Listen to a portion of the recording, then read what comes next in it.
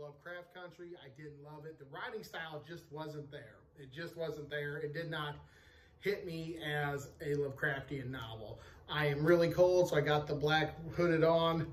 So that also kind of fits the ancient Lovecraftian vibe. Shadow at a Time is basically Nathaniel Peaslee goes insane for 5 years, wakes up, finds out all the nightmares he's been having are true. He tries to recollect the knowledge of the time he's lost. And it turns out it's all true. He kind of switches mind with an ancient alien, and he travels the world looking for it, and it's an amazing treasure hunt with timeless vibes. The plot is an amazing story. I'm going to give the plot an A.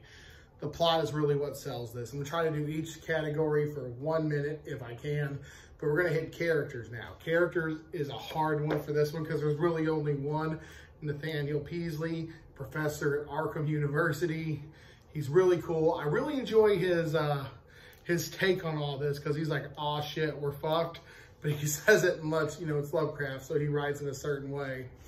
But if you wrote it today, you'd be like, yep, we're fucked. But this is a graphic novel. I want you all to dig some of this artwork. It is really good. I did not, however, like the way they drew the aliens. I don't want to show nothing because that's a bit of a spoiler. But the character, I'm going to give the characters a D.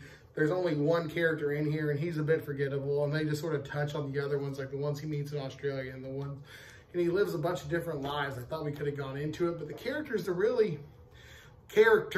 are usually not Lovecraft's suit.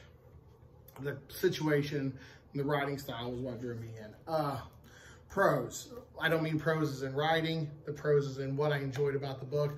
Obviously, I enjoyed the Lovecraftian cosmic horror timeless style. This book literally could honestly be said takes place over millions of years. And it basically really does. And it has a deep dread attached to it. Like, it's a really dark, dreaded thing. It's kind of creepy. It's not overly foreboding creepy, but it's kind of like you get a sense of, oh shit.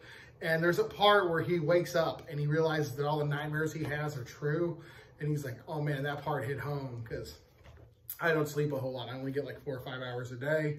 I just can't stay asleep. I can go to sleep fine, but staying asleep freaking difficult. So I don't have a lot of time to dream. So I'm always envious of people who have real intense, vivid nightmares. I always think that would be cool to have. And it's like living in a haunted house. You live in a haunted house in your head. I don't live in a haunted house. I'm like, man, haunted houses would be cool. But people who live in the haunted house think it's shit. Cons. Like I said, though, the characters aren't that good. The artwork on the alien isn't the best. But that's about it. The story's great. And it's a fun read. But like I said, there's really only one character and one POV. And it's written in that Lovecraft style. Some people think that's a con. I love that.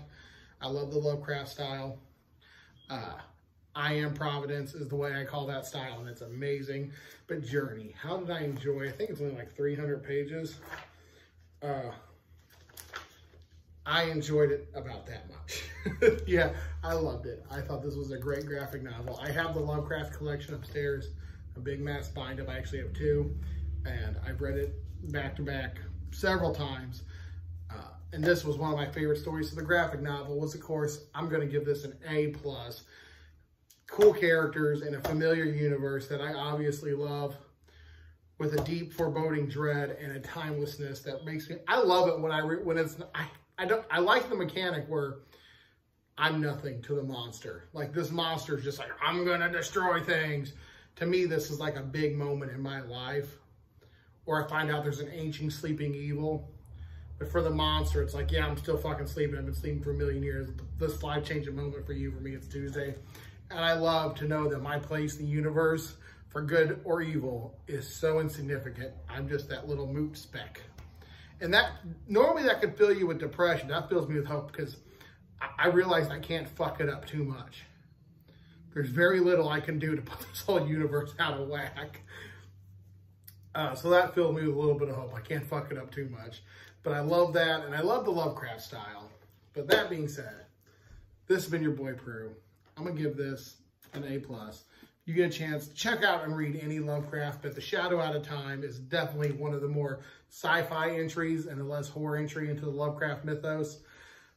It is up there. I would not put it in top 10 of my Lovecraft mythos. If so, it'd be just near the top. But it definitely gets an honorable mention.